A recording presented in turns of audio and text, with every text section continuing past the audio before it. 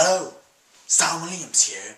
In the next 5 minutes, we're going to be looking at one of the most serious, hard-hitting, ball-busting talk shows Britain has ever had. First song I ever learned, I was probably like Row, Row, Row Your Boat or something. That's a good answer. I think mine was Ghostbusters. Oh, of course it was.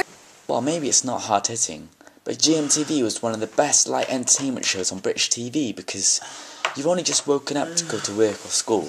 Your brain's not functional yet, and all you want to do is get ready while watching something relaxing and entertaining to try and push the stress of upcoming work to the back of your brain for as long as possible.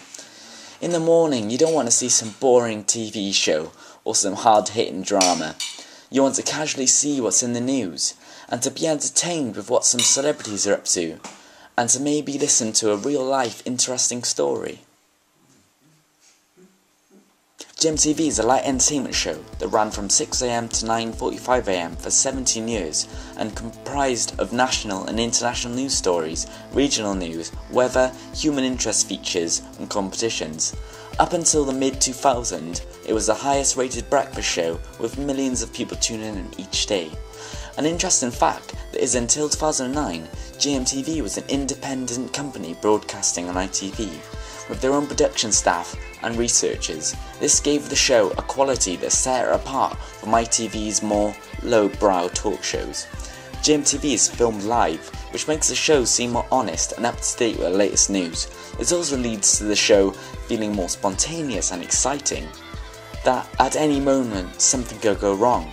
GMTV became legendary for its mistakes, with clips of these having thousands of views on YouTube. I think this is part of GMTV's charm. My directors talked to me to tell me to pull my top up. I'm sorry. US dollars, 15 million quid. What an awful lot of cash. Up next, we're on the hunt of a miss. GMTV has a wide target audience of working adults aged between 20 and 60 and families with school children. The show caters to the 20 to 60 through news bulletins and human interesting stories, and caters to family and school children through its interviews with celebrities like Peter Andre and McFly. In our modern world of celebrity-obsessed madness, what better way to escape your morning worries than to get an insight into the goings-on of people that, let's face it, are better than us. And GMTV featured a vast array of entertaining and informative interviews with these type of people. GMTV had a number of different programmes featured in this show to keep things different and fresh. Lorraine Kelly's show was a 45-minute slot where she interviewed normal people and celebrities and looked into the latest fashions. A regular guest, Mr. Motivator, starred in exercise videos where he tried to have a laugh with the audience and help them get fit in a very enjoyable way that didn't alienate them.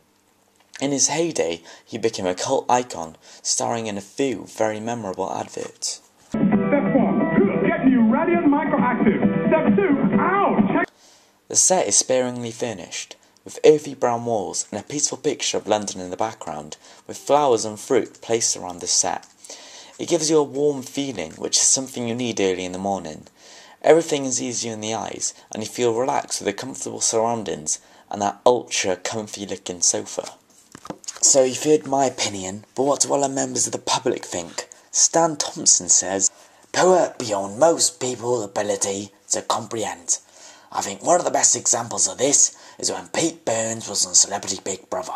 When it was revealed that Pete's coat was made from monkey fur, GMTV actually had a reporter in a zoo looking at monkeys to see if they look like Pete's coat. Genius. Oh, bit harsh there, but he has brought up some good points. GMTV is trying to appeal to a mass audience, so sometimes they try and be a bit silly to appeal to more lowbrow audiences. Contrasting this view, Little Miss Drunkule says, "I wake up to GMTV every weekday morning. I think it is quite informative and has the right balance of serious issues and more light-hearted entertainment. I love the inch-loss diets. I think it was motivating to others, especially the last one, as it centered on specific body shapes.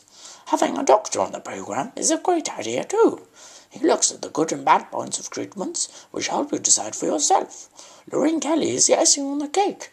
She gives great fashion and health advice and appeals to everyone. Great programme." Some good points are made here.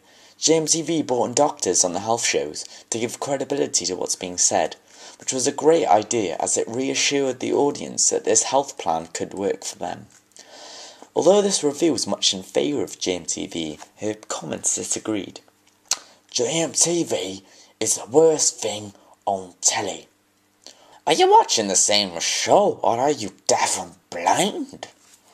Due to a gradual fall in the ratings from about 2005, GMTV was cancelled in 2010. How long have we got left? About a minute. But I haven't got anything else to say. In memory of GMTV, we're now going to have a 30-second silence to remember the good times. But just look in a hole, and I want you to get out. Our next guest is a giant part of our TV landscape. That's what it says in front of me. I like that. Can you just read that again? I'm gay and I'm on X Factor. Okay, stop jumping the gun. Oh, sorry. Fingers crossed for the Oscars as well. We'd love you to thank take you that. very, very much. She's pointing at me going, I've got to go there. I've got... Congratulations. How happy are you? You've got it. I've got it. Who's going to get snubbed tonight? You, if you keep asking these questions. Come here, you look great, by the way.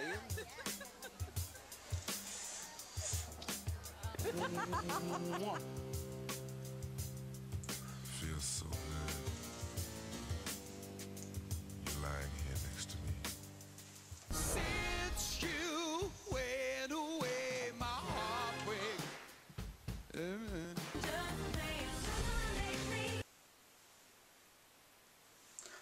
Don't know why I keep looking at my watch. I haven't even got a watch there.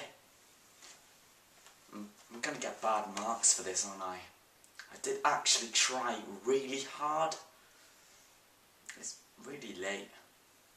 I'm sorry.